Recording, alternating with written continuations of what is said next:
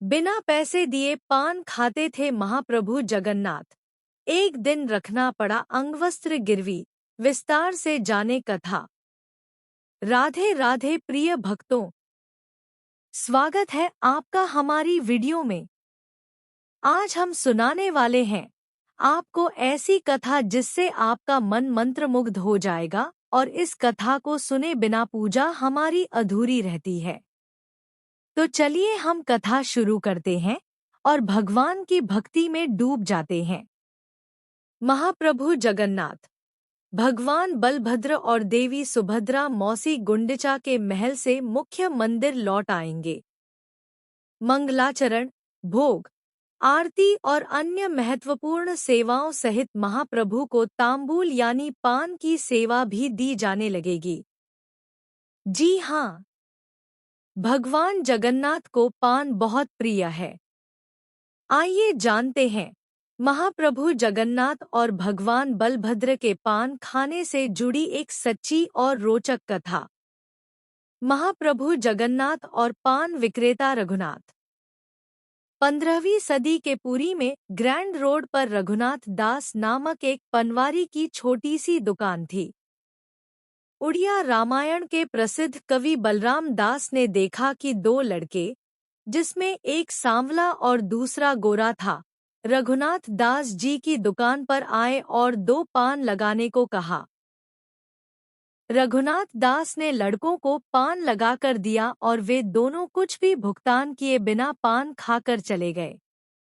कवि बलराम दास ने कई दिनों तक नोटिस किया वे दोनों लड़के पाहुड़ा यानी मंदिर के द्वार बंद होने से ठीक पहले आते हैं। एक दिन उन्होंने उन दोनों का पीछा किया तो दोनों लड़कों को सिंह द्वार के बाद गायब होते देखा। कवि बलराम दास ने पान विक्रेता रघुनाथ दास जी से पूछा कि वे उन लड़कों से पान के पैसे क्यों नहीं लेते हैं। रघुनाथ दास जी ने बड़े भोलेपन से जवाब दिया कि वे उन दोनों के आकर्षण में खो जाते हैं और पैसे मांगना भूल जाते हैं। तब कवि बलराम दास ने उनसे कहा कि एक व्यवसायी मुफ्त में सामान और सेवा क्यों देगा। जब वे कल आएंगे तो उनसे पैसे जरूर मांगना। रघुनाथ दास जी ने कहा कि बात तो सही है, और उन्होंने लड़कों से पैसे मांगने का फैसला किया। अगली रात जब लड़के आए और पान मांगा तो रघुनाथ दास जी ने उनसे पैसे देने को कहा। लड़कों ने कहा कि उनके पास अभी कोई पैसा नहीं है, वे कल फिर आएंगे तो वे पैसे जरूर लेकर आएंगे। यदि उनको विश्वास न हो और वे चाहें तो पान की कीमत के बदले में उनका अंगवस्त्र, स्टोल रख सकते हैं। रघुनाथ दास जी ने उनके अंगवस्त्र रख लिए।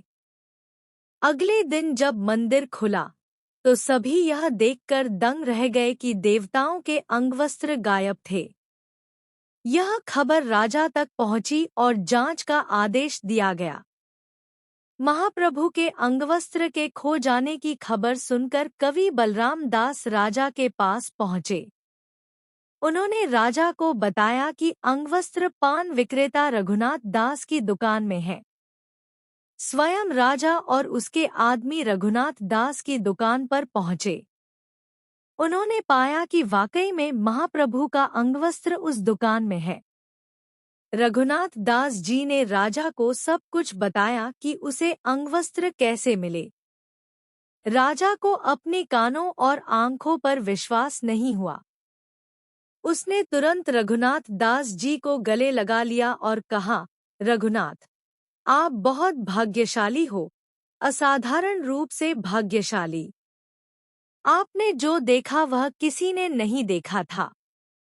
इतने सारे संतों, भक्तों ने उसे देखने के लिए क्या नहीं किया था, और उनमें से कितने असफल रहे, और आप रघुनाथ इतने दिनों तक महाप्रभु को साक्षात देखते रहे। कितने धन्य हो, और जो आपका पान खाने के लिए स्वयं महाप्रभु महल से नीचे आए। महाप्रभु जगन्नाथ के पान सेवायत। कहते हैं, तब से महाप्रभु जगन्नाथ की सेवा में पान देने की प्रथा है। यह जिम्मेदारी आज भी रघुनाथ दास जी के वंशज पीढ़ियों से करते चले आ रहे हैं, जिन्हें बिड़िया जोगनिया कहते हैं।